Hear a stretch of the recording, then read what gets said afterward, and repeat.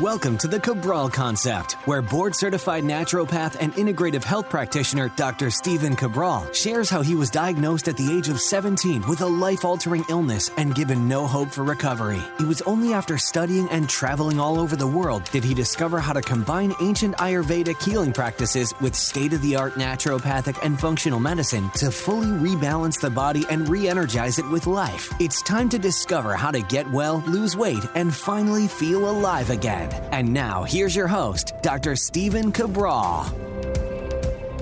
Welcome back, everyone. We are here today with our second Cabral HouseCall of the weekend, episode 2032. If you're following along with today's questions, head on over to stephencabral.com/2032. And just like yesterday, we are going to be answering 6 more of our community's questions. Yesterday, episode 2031, we went through all sorts of different health issues. Gas and bloating. We went through skin rashes, white spots on the skin, how to lower testosterone in women naturally if needed. We also went over a literal pain in the neck. And I think we had one more question as well on nail-based fungus. So definitely check that out. Actually, we went over 24-hour fasting for women as well. So definitely check that out. That was episode 2031. Looking forward to any questions that come my way on episode 2032 today. Again, I never look at the questions ahead of time, so I'm just opening up the document right now, and I see our first question. And that first question is from Anonymous. Anonymous says, "Hi, Dr. Brawl. I've had a bit of an embarrassing question, and I feel very uncomfortable discussing this with the people I know, so really hoping you can help me. How can you tell the difference between brown vaginal discharge, old blood, and runny stool on your hygienic pad? I have some bowel issues, so sometimes when I pass gas, a little bit of stool comes out and ends up on the pad. And when I wear tight pants and sit all day, the pad can move. So the stool ends up a bit higher, where your vaginal discharge usually is. I want to be mindful of brown discharge too, because I have some hormonal problems. Anyway, I feel super embarrassed about asking this question, so I hope you don't mind answering. Thanks so much in advance for your answer. I really appreciate it." All right, first of all, never feel embarrassed about asking any question. It's completely anonymous anyways, and I'm sure that this is going to help someone else as well, so no worries at all. All right, so let's break this down. Well, there's 2 things. The first and foremost I want to say is this, is that you should not be dealing with any of the bowel issues you're dealing with right now. We would love to help you with this. I can also recommend you to many of our level 2 integrative health practitioners, and you want to run one specific lab, even if you don't run any of the other labs, and it's called the Bacteria and Parasite Stool Test. Okay, it's at eco.life, and you can just go to eco.life/labs, click on the stool test. You want to run that. You want to see what is going on inside of those intestines. And if you can, run the Candida metabolic and vitamins test as well, which is a urine test. Okay, but let's just put that aside and let's get to your question. So what I would say is this, there is a difference, right? You can tell a difference, but I do understand that the older blood, when you are literally shedding the lining from inside of the body, it's coming out, and sometimes it's coming out as clumps. Sometimes it's coming out as thinner-based fluid for vaginal discharge during your menstrual cycle, and maybe you're having a difficult time, again, differentiating from stool. So what I can tell you is this, is that you are most likely having some accidental stool discharge during the month. And I believe that you're going to be able to say, okay, this typically looks like this, and during my menstrual cycle, during my period, it looks like this. Now, the other part I would ask you, because I don't know that I fully understand the question. So one is I would love to clear up these the bowel-based issues, but I would say is, why does it matter? Because I'm just not getting it. That's what I don't understand. So you're trying to differentiate between the two, but I'm asking, why do you even need to differentiate between the two? So in my opinion, you clear up the bowel-based issues, and then you just have normal vaginal discharge during the month. Now, I know there's some hormonal problems. So to me, again, you'd want to look deeper into this with a health coach or integrative health practitioner, because you want to run that stress hormones, mood, metabolism test too.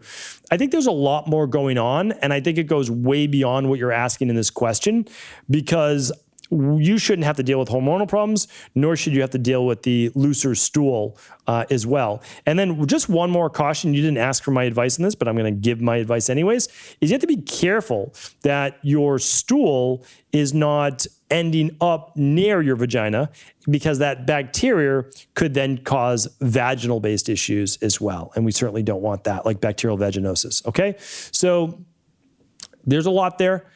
I might not have even read your question correctly. Always write back in if I can help to a greater degree. All right. Mark's up next. Hi, Dr. Cabral. What are your thoughts on hydrogen-rich water? Are the health claims around it true? And do you think a hydrogen water maker would be a good investment for one's health? Thank you in advance for your advice. All right, Mark, couple things. I've looked into hydrogen water. It looks like there's some potential benefit. A lot of times for athletes, I actually saw some research on it in terms of, I believe it was radiation or chemotherapy and helping people with fatigue.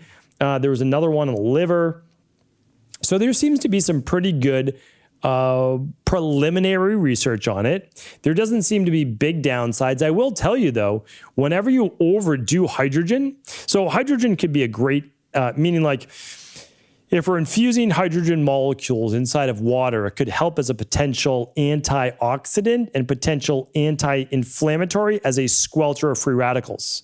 But remember, anything that can be good can also be overdone. And when you overdo even something like a hydrogen peroxide-based treatment, you actually create more of a corrosive oxidative process in the body. So my thinking would be this. I don't know that you need to invest in a couple $1,000 hydrogen water maker.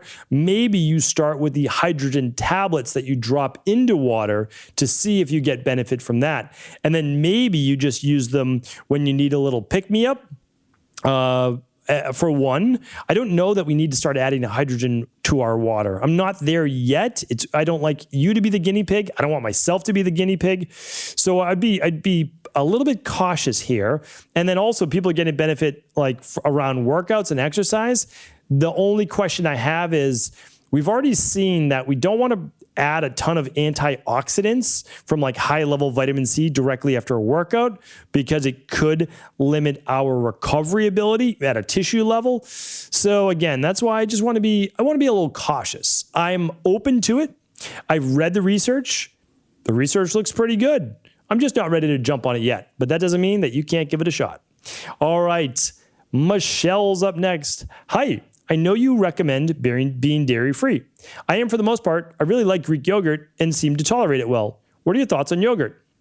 You know, I don't have too much of an issue with yogurt, meaning like if you have to have dairy. So if you're thinking about having dairy, I think the benefits can be there for a yogurt, for a kefir drink, for a lassi-based drink like they have over in India, or a quark, which is like a liquid yogurt.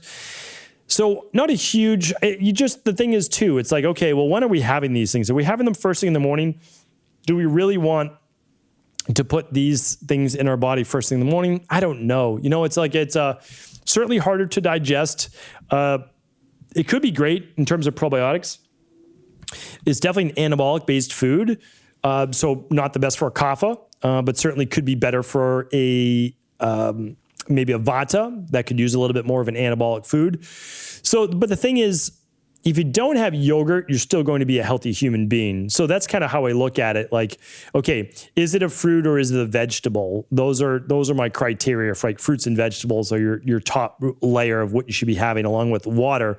And then after that, you're saying, okay, let me look at other clean sources of fiber or maybe nuts and beans, legumes, things like that. And then we can look at, okay, what are we looking at after that? Some protein. This would kind of fall into both the protein and fat category, unless you went with a lower fat. I'm not saying you should, but it's something to look at. So again, I don't really have that big of an issue with yogurt as long as you don't have a food sensitivity to it. The only way that you would know is to run a food sensitivity test from an IgD perspective. Don't go by bloating and gas alone. That is a digestive issue, not a food sensitivity issue.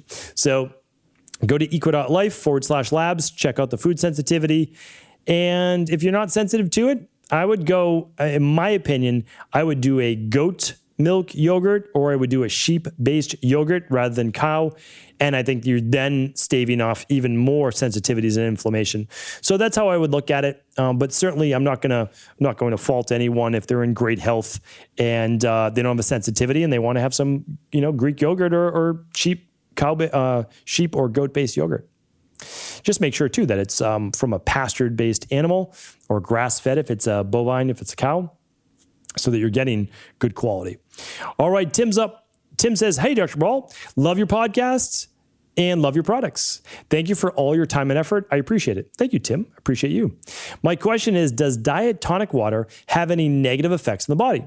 I like to drink one in my shaker cup in the morning mixed with lemon.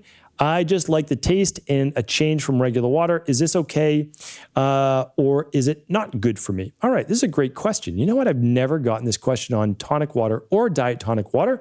And I'll tell you this, that I actually looked into tonic water over the pandemic because what I can tell you is that tonic water was traditionally used for hundreds, if not thousands of years because it had a natural anti-malarial in it in quinine. So for malaria, this would be a product that people would use. And this actually went for a lot of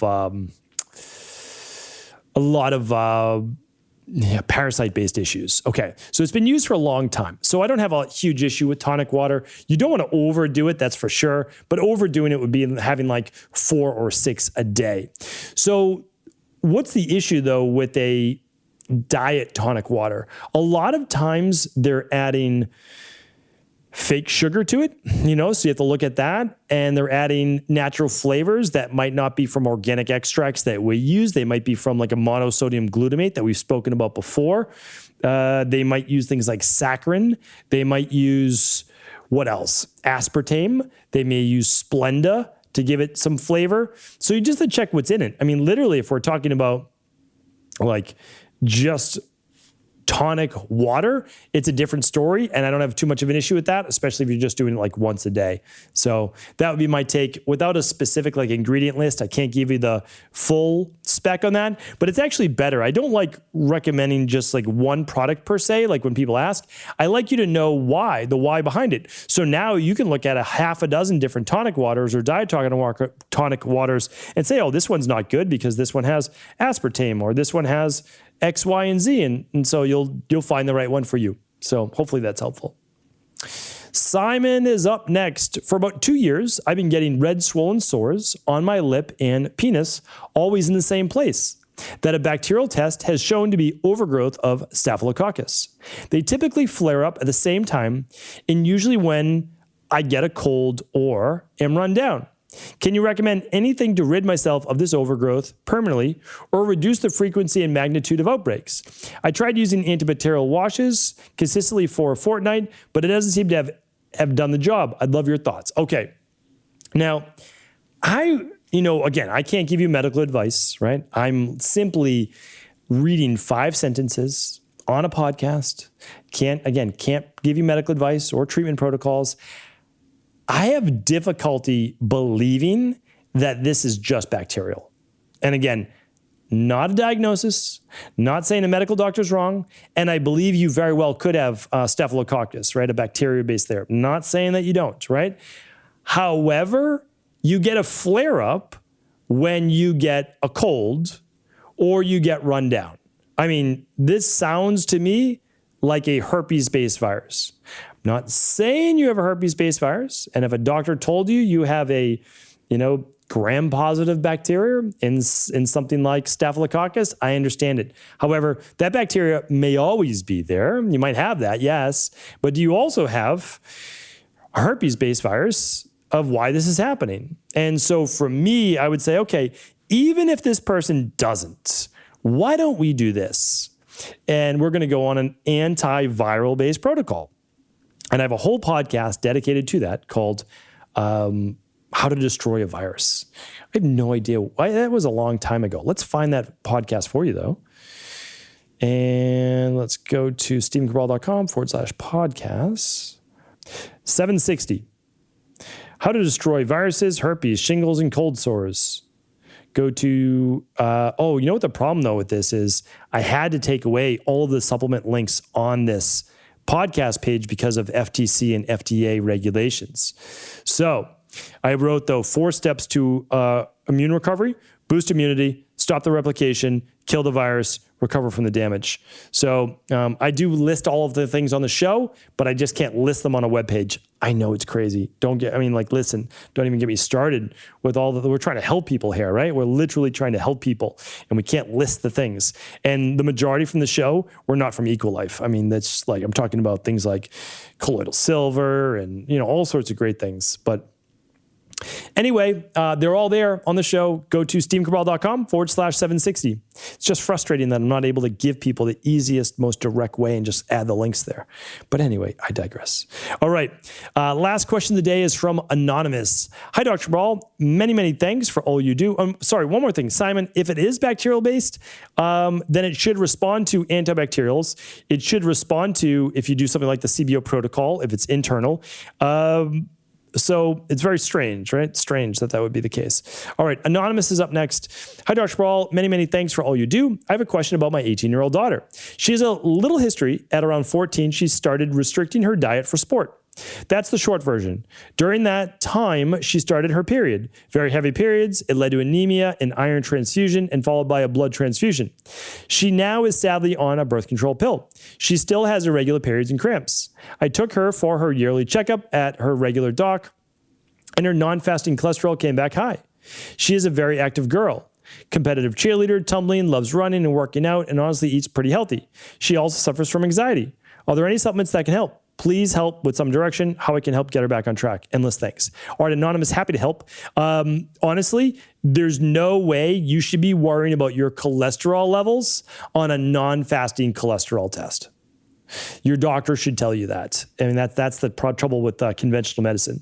The only way we validate cholesterol levels is by taking your cholesterol between 8 and 10 in the morning, okay, anytime, on a fasted 12-hour minimum fast. Okay. If not, you can be picking up cholesterol from food. Let me give you an example. Typically, you're pretty healthy, but you have some chicken or you have some red meat or whatever at lunch. Okay. There's cholesterol in that. 2 hours later, you go to have your blood work. The cholesterol's in your bloodstream. It picks up the cholesterol from the food, not just natural cholesterol production from the body. All right. So really, really important that we don't scare. I just want to make sure you don't scare yourself, that you're not worried for your daughter. If you want a true cholesterol reading, it has to be 12-hour fasted overnight between 8 and 10 in the morning. Okay. That's going to give you your true cholesterol reading. Besides that, honestly, there's no need to start supplementing for cholesterol that isn't even truly high. Now, in my opinion, though, you should run the, at minimum, stress hormones, mood, and metabolism test for your daughter to figure out what is going on with her hormones. Even though she's on birth control, she can still run this lab. You want to look at cortisol. You want to look at estrogen dominance. You want to look at testosterone levels. You want to look at insulin, hemoglobin A1C, vitamin D, cortisol throughout the day. And I think I already mentioned thyroid. You want to look at all of those to look at the full picture. No doubt about it. Work with an integrative health practitioner level 2, or work with our team over at Equi.life, or you can even just run the lab over there and it comes with a consultation. So my best to you and your family. Thank you everyone for tuning in. My best to you and your family as well. Thank you so much for your support of the Cabral concept. It means the world to me. We are 2,032 shows in and getting stronger each and every week thanks to you. So again, appreciate your reviews, your support, your subscribes to the show, and your shares. Have an amazing rest of the weekend, and I'll talk with you tomorrow on our Mindset and Motivation Monday.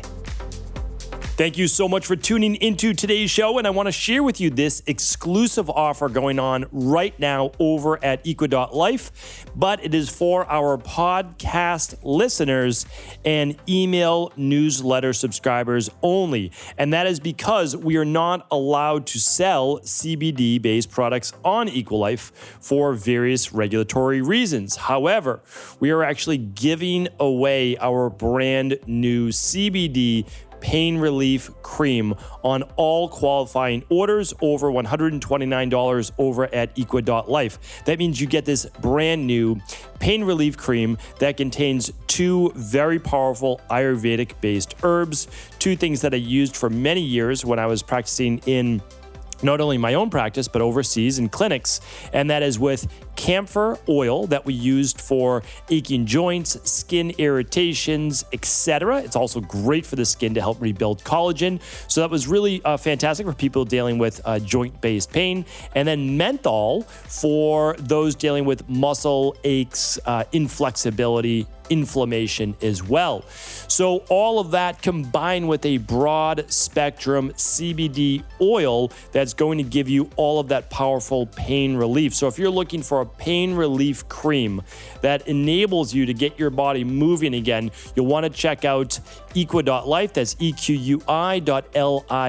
It will show up as pain relief cream when you check out, completely free on all qualifying orders while supplies last, over $129. Check it out over at equa.life.